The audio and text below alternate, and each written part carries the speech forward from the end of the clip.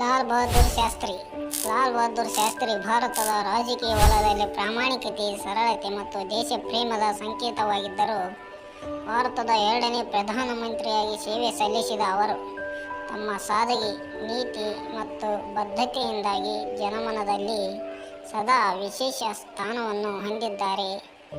ಜೈ ಜವಾನ್ ಜೈ ಕಿಸಾನ್ ಎಂಬ ಪ್ರಸಿದ್ಧ ಘೋಷಣೆಯ ಮೂಲಕ ಅವರು ರಾಷ್ಟ್ರಭಕ್ತಿಯ ಸ್ಫೂರ್ತಿಯನ್ನು ಹರಡಿದರು. ಅವರ ಜೀವನವು ಶ್ರಮ, ತ್ಯಾಗ ಮತ್ತು ರಾಷ್ಟ್ರ ಸೇವೆಯ ಮಹತ್ವಪೂರ್ಣ ಪಾಠವನ್ನು ನೀಡುತ್ತದೆ. ಅವರ ಆರಂಭಿಕ ದಿನಗಳು. ಲಾಲ್ ಬಹದ್ದೂರ್ ಶಾಸ್ತ್ರಿ ಅವರು ಅಕ್ಟೋಬರ್ 2, 1904ರಂದು ಉತ್ತರ ಪ್ರದೇಶದ ಮುಘಲ್ ಸರಾಯ್ ಎಂಬಲ್ಲಿ ಜನಿಸಿದರು. ಅವರ ತಂದೆ ಶಾರದಾ ಪ್ರಸಾದ್ ಶ್ರೀವಾತ್ಸವ್ ಅವರು ಸರ್ಕಾರಿ ಉದ್ಯೋಗಿಯಾಗಿದ್ದರು ಮತ್ತು ತಾಯಿ ರಾಮದುಲಾರಿ ದೇವಿ. ಶಾಸ್ತ್ರೀಜಿಯವರು ಕೇವಲ 1.5 ವರ್ಷದವರಿದ್ದಾಗಲೇ ತಂದೆ ನಿಧನರಾದರು. ಈ ದುಃಖದ ಸಂದರ್ಭದಲ್ಲಿ ತಾಯಿ ಅವರನ್ನು ಮಾವನ ಮನೆಯಲ್ಲಿಟ್ಟರು ಮತ್ತು ಅಲ್ಲಿಯೇ ಅವರು ಬಾಲ್ಯವನ್ನು ಕಳೆದರು. ಅವರು ತನ್ನ ಬಾಲ್ಯದಲ್ಲಿಯೇ ಶ್ರದ್ಧಾ ಶಿಸ್ತಿನಿಂದ ಕೂಡಿದ ವ್ಯಕ್ತಿಯಾಗಿದ್ದರು.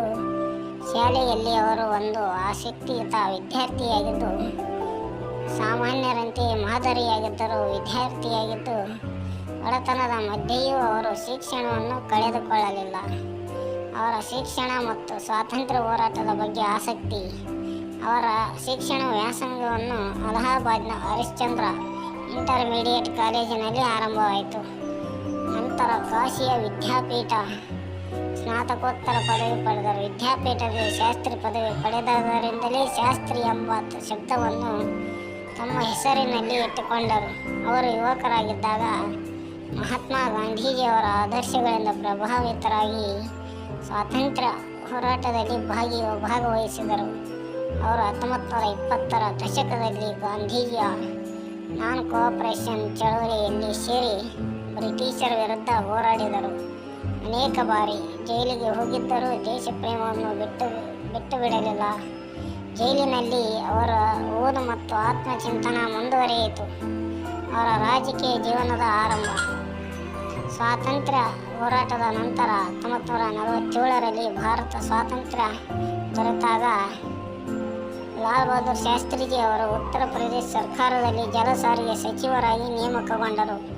ಬಳಿಕ ಪಂಡಿತ್ ನೆಹರು ಅವರ ನೇತೃತ್ವದ ಕೇಂದ್ರ ಸರ್ಕಾರದಲ್ಲಿ ಅನೇಕ ಪ್ರಮುಖ ಖಾತೆಗಳನ್ನು ವಹಿಸಿಕೊಂಡರು. ಗೃಹ ಸಚಿವ, ಸಾರಿಗೆ ಸಚಿವ, ರೈಲ್ವೆ ಸಚಿವ ಇತ್ಯಾದಿ. ರೈಲ್ವೆ ಸಚಿವರಾಗಿದ್ದಾಗ ದುರಂತ ಸಂಭವಿಸಿದ ವೇಳೆ ತಮ್ಮ ಹೊಣೆಗಾರಿಕೆಯನ್ನು ಸ್ವೀಕರಿಸಿ ರಾಜೀನಾಮೆ ನೀಡಿದ ಮೊದಲ ಸಚಿವರಾಗಿದ್ದರು. ಇದರಿಂದಾಗಿ ಅವರು ನೈತಿಕತೆ, ಜವಾಬ್ದಾರಿಯ ಭಾವನೆ ಮತ್ತು ಸಾರ್ವಜನಿಕ ಬದುಕಿನಲ್ಲಿ ಶ್ರದ್ಧಾರ್ಹತೆಯ ಮಾದರಿಯಾಗಿದ್ದರು. ಪ್ರಧಾನಮಂತ್ರಿಯಾಗಿ ನೇಮಕ. 1964ರಲ್ಲಿ ಪಂಡಿತ್ ಜವಾಹರ್ಲಾಲ್ ನೆಹರು ಅವರ ನಿಧನದ ನಂತರ ಕಾಂಗ್ರೆಸ್ ಪಕ್ಷ ಲಾಲ್ ಬಹದ್ದೂರ್ ಶಾಸ್ತ್ರಿ ಅವರನ್ನು ಪ್ರಧಾನಮಂತ್ರಿಯಾಗಿ ಆಯ್ಕೆ ಮಾಡಿತು.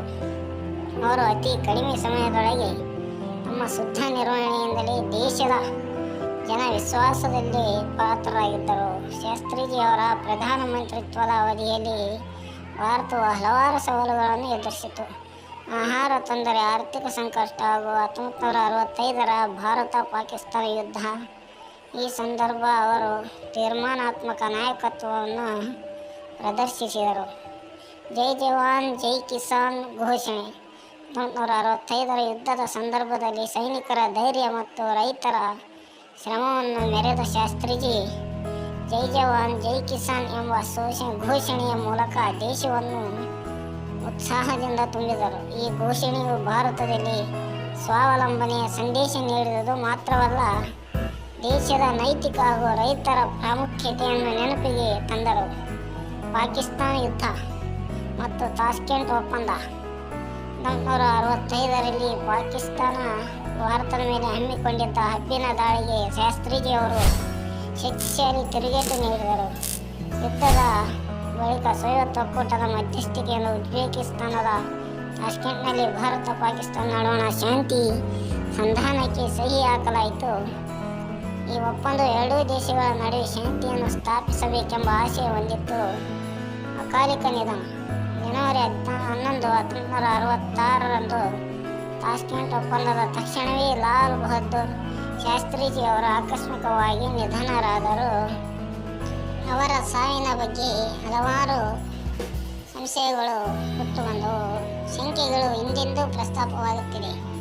ಆದರೆ ಅವರ ಸಾವಿನಿಂದ ಭಾರತ ತನ್ನ ಅತ್ಯಂತ ಛಿದ್ರಾಯುತ ಜನನಾಯಕನನ್ನು ಕಳೆದುಕೊಂಡಿತು. ಪರಂಪರೆ ಮತ್ತು ಸ್ಮರಣಾರ್ಥಗಳು.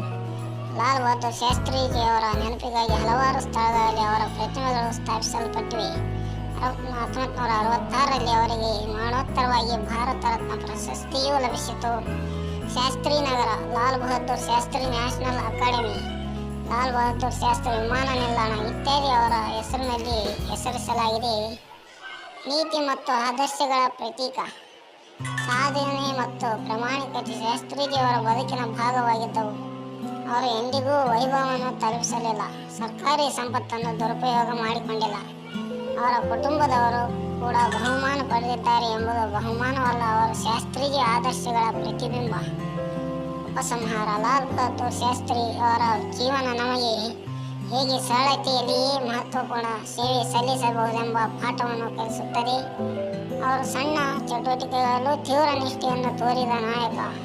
ಭಾರತಕ್ಕೆ ಅವರು ನೀಡಿದ ಕೊಡುಗೆ ಅಪಾರ. ಇಂದಿನ ದಿನಗಳಲ್ಲಿ ಕೂಡ ಅವರ ಆದರ್ಶಗಳು ಪ್ರಸ್ತುತವಾಗಿವೆ. ನಮಸ್ಕಾರಗಳು ಗೆಳೆಯರೆ, ಶುಭ ದಿನ. ಸಬ್ಸ್ಕ್ರೈಬ್ ಮಾಡಿ, ಚಾನಲ್ಗೆ ಸಪೋರ್ಟ್ ಮಾಡಿ. ಧನ್ಯವಾದಗಳು.